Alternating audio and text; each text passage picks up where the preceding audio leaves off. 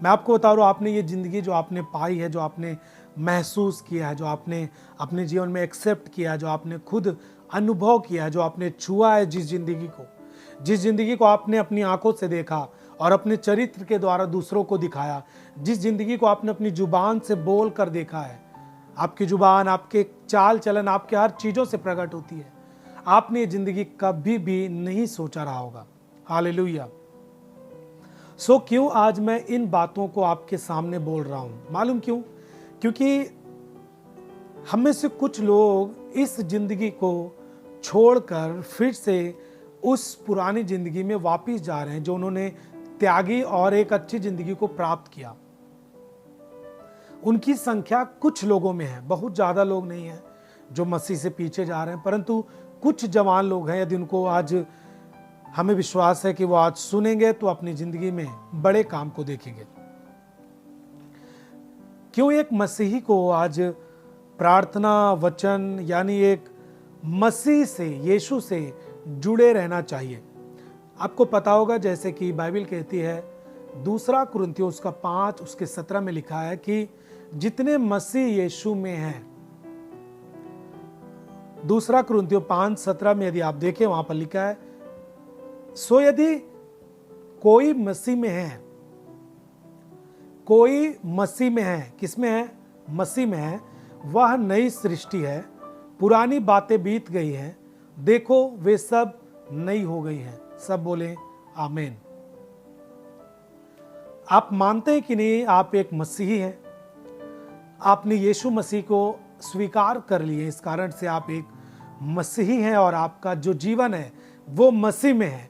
आपका जो जीवन चलता है वो वचन के अनुसार चलता है, और किसके? वो वचन जो है वो मसीह के वचन के अनुसार आपकी जिंदगी चलती है। आज क्यों एक जवान मसीही को प्रार्थना, वचन के साथ मसीह जीवन में जुड़े रहना चाहिए? मैं आपको एक उदाहरण देना चाहता हूं। मेरी बात बहुत गंभीरता से लें। मैंने आपके सामने ये बातें ऐसे नहीं रख रहा हूं, परंतु इस समय में जो कुछ भी चीजें होती हैं, उसी चीजों को लेकर जब परमेश्वर के सामने बैठा करते हैं, तब परमेश्वर वो चीजें देता है जो मेरे लोगों से कहना है, जो उसके लोगों से कहना है, जो उसके लोगों को सुनाना है। वही चीजें जो परमेश्वर देता है अपने लोगों के लिए, वो चीजें हम आपके सामने रखते हैं। तो ये वही चीजें हैं जो परमेश्वर ने हमें दी हैं, जिससे आपको अलग नहीं होना है।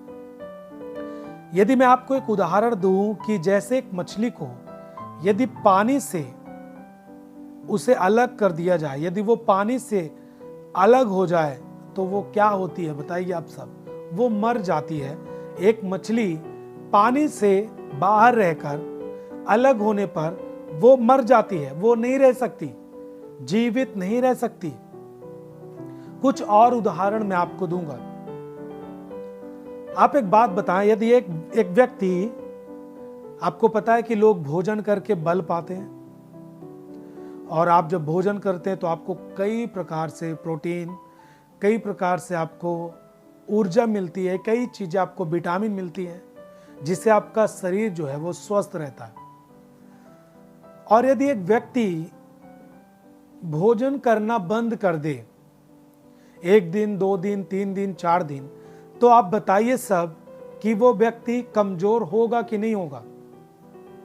और मैं तो ये कहूंगा कि वो कमजोर होने के साथ साथ यदि वो देखता रहे, और मैं कमजोर हो रहा हूं, खाना नहीं खा रहा हूं, मैं कमजोर होते जा रहा हूं, आज 2 दिन हो गया मैं कमजोर हो रहा हूं, मैं खाना नहीं खा रहा हूं, 3 दिन हो गया कमजोर हो रहा हूं और ज्यादा कमजोरी महसूस हो रही है, मैं कहता हूं यदि वो व्यक्ति खाना ना खाए, बल के लिए खाना ना खाए, तो वो कमजोर होते होते धीरे धीरे करके एक दिन उसकी कमजोरी इतनी बढ़ जाएगी कि वो उठ नहीं सकता, चल फिर नहीं सकता, और मैं कहता हूं कि वो मर भी सकता है।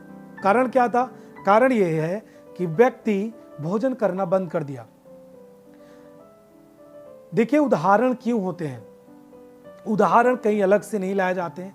उदाहरण आपकी जिंदगी से जुड़े, इस संसार से जुड़ी हुई बातों से लिया जाता है, ताकि आप जो चीजें देख रहे हैं उसके जरिए आपको समझाया जा सके, जिस विषय को मैं आपके सामने लेके आया हूं।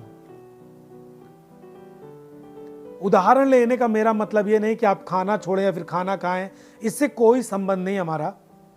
इससे संबंध है कि जो चीजें आपके जीवन शैली से जुड़ी हुई हैं, प्रतिदिन आप जो करते हैं, उन चीज़ों को यदि आपको उदाहरण लेकर समझाऊं तो मैं आपको समझा पाऊंगा जिस विषय को मैं आपके सामने रखना चाहता हूं।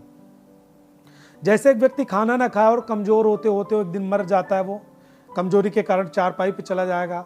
यदि वो समझ जाए और खाना खाए, भोजन करे, तो बल प्राप्त करके फिर से वही अपनी ताकत में खड़ा हो सकता है।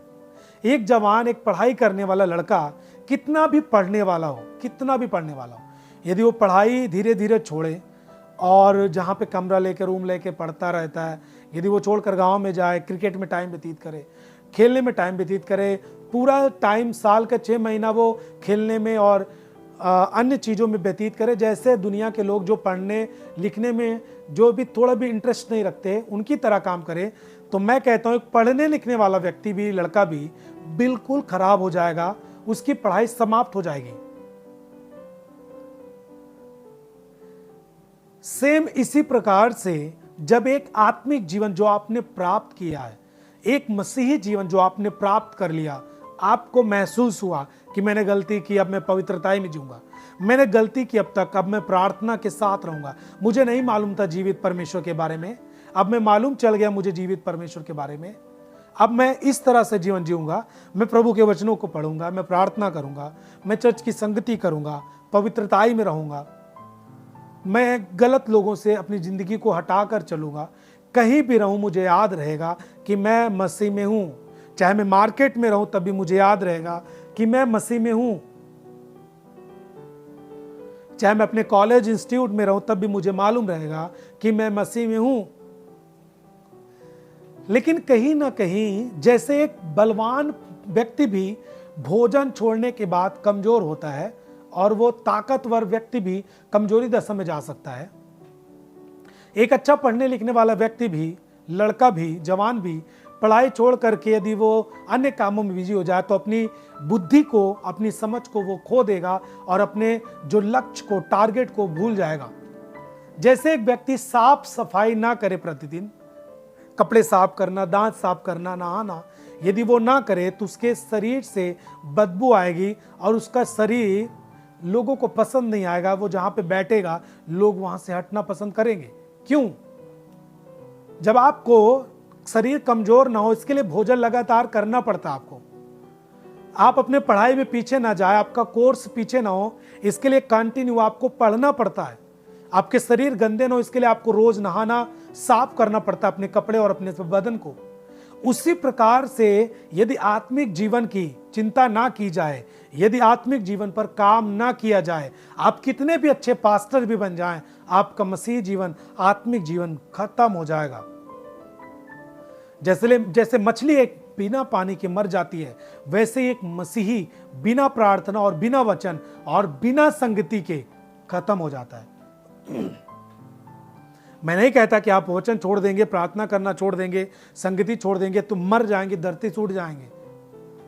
लेकिन हाँ, मैं ये कह सकता हूं कि जो चीजें, जो मृत्यु की चीजें आपकी जिंदगी में थी, वो आपके जीवन में फिर से आ सकती हैं, क्योंकि आप जल से अलग हो रहे हैं, आप आत्मिक भोजन से दूर जा रहे हैं, इसलिए आप कमजोर हो रहे हैं। अपने आप संसार की चीजें जो आपको कल बुरी लगती थी, उसे आप आज स्वीकार करने के लिए तैयार हो जाएंगे। क्यों? क्योंकि आप धीरे धीरे कमजोर हो रहे हैं। आप मसीह में हैं और आप नई सृष्टि हैं, पुरानी बातें बीत चुकी हैं। इसका मतलब आप समझ पा रहे हैं वचन आपसे क्या कह रहा है। मैं अपने YouTube पर व्यूअर्स बढ़ाने के लिए या फिर पैसे कमाने के लिए यहां पर नहीं बैठा हूं, परंतु मैं परमेश्वर के वचन को लेकर आपके सामने हूं, ताकि जो भी परमेश्वर ने जरिया दिया है उसके जरिए मैं आप तक परमेश्वर का वचन बांट सकूं, आपकी जिंदगी में दे सकूं। यदि आप अपने आत्मिक जीवन में थोड़ा भी चिंतन नहीं करते और आप सोचते हैं नहीं आज प्रार्थना नहीं की, कोई दिक्कत नहीं, 1 महीने हो गए आप प्रार्थना छोड़ते गए, वचन को पढ़ना छोड़ते गए, धीरे धीरे आप आत्मिक कमजोरी में जा रहे हैं। कमजोरी फिर आपको कैसे समझ में आएगी? आपको दुनियावी चीजें फिर अच्छी लगने लगेंगी, जो चीजें आपको बुरी लगती थी। अब एक बात बताइए, बुरी चीजें आपको बुरी लगती थी, ये ठीक था कि नहीं? कि ये ठीक है, बुरी चीजें आपको अच्छी लगने लगी, ये ठीक है? क्या चीजें ठीक है? बुरी चीजें एक व्यक्ति को बुरी लगे तब ठीक है, अभी बुरी चीजें अच्छी लगने लगे तब ठीक है। यदि मैं आपको और अच्छे से समझाऊं, आप मेरी बात गंभीरता से सोचिएगा। एक शराब पीने वालों को शराब बुरी लगती है क्या? बताइए आप। नहीं, उससे वो अच्छी लगती है। लेकिन जब वो मसीह में आता है और वचनों को पढ़ता है, उसके लिए प्रार्थना होती है, तो उसके लिए उस शराब जो उसको बहुत अच्छी लगती थी अब वो बुरी लगने लगी है। उसकी महक वो जैसे उसकी नाक में आती है उसको बहुत खराब लगता है और उससे दूर जाता है वो। क्यों? क्योंकि बुरी चीजें उसे बुरी लगने लगी। कब? जब वो सच्चाई को पकड़ा, जब वो परमेश्वर के करीब आया। लेकिन मैं कहता हूं जब वो वचन को पढ़ना फिर से छोड़ दे, फिर से वो प्रभु के वचनों को प्रार्थना करना और संगति करना छोड़ दे, वही बुरी चीजें यानी शराब, सिगरेट या फिर अन्य जो चीजें आज दुनिया में जवान लोग बिजी हैं, वही चीजें उसको फिर अच्छी लगने लगेगी जब आप परमेश्वर से दूर जाएंगे। यानी क्या करना चाहिए आपको? बहुत सारे लोग, कुछ लोग कहते हैं कि आप हमेशा यही बात बताते हैं। मैं आपको बोलना चाहता हूं जो चीजें जरूरत है वही आपके लिए कहना उचित है। यीशु मसीह और उसके चेले और हम सब वही बात बोलते हैं जो लोगों के लिए जरूरत है। अन्य चीजें समझाने से कोई मतलब नहीं। सब बोले हालेलुया।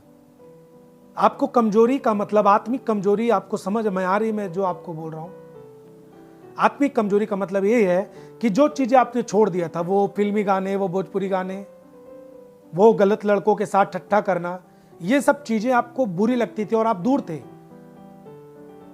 लेकिन आपके अंदर जब आत्मिक कमजोरी आती है तो वही चीजें आपको धीरे धीरे कुछ कुछ खिंचाव करने लगती हैं। पहले था कि आप जब मसीह को अच्छी तरह पकड़ के रखे थे, तब आपको वो गाने जब आते थे दिमाग में, आप बोलते थे ओ ये चीजें मेरे लिए नहीं है, ये संसार की चीजें हैं और मैं आत्मिक जन हूं, संसार की चीजें मैं स्वीकार नहीं कर सकता। फिर आप मसीही गीत गुनगुनाते थे। लेकिन जब आप मसीह में कमजोर हो चुके हैं तब वही गाने कहीं पर बज रहा है, आपके कान में पड़ता है, तो आप उसको सर्च करते दिमाग में गाते हैं और आप उसको यूट्यूब में आप सर्च मार के देखते कोई अगल बगल है तो नहीं, आप उसको सुनने लगते हैं। इसका मतलब जैसे भोजन ना करने से एक व्यक्ति कमजोरी में जाता है, वैसे ही आपकी आत्मिक कमजोरी है जिसमें आप धीरे धीरे जा रहे हैं और आपकी मरने की दशा उस समय होती है जब आप न पास्टर का भय आपके अंदर बसता है, ना प्रभु का भय आपके अंदर बसता है, ना किसी मसीही दोस्त का भय आपके अंदर बसता है और आप खुलेआम फिल्मों में, खुलेआम अपने गंदे कामों में, खुलेआम आप नशों में, खुलेआम डांस करना, खुलेआम सब कुछ हो जाता है और आप बोल देते हैं लोगों के सामने मैं पहले मसीही था अब नहीं हूं। इसका मतलब जैसे मछली पानी से निकलकर मर जाती है, वैसे आप मसीही जीवन में मर चुके हैं।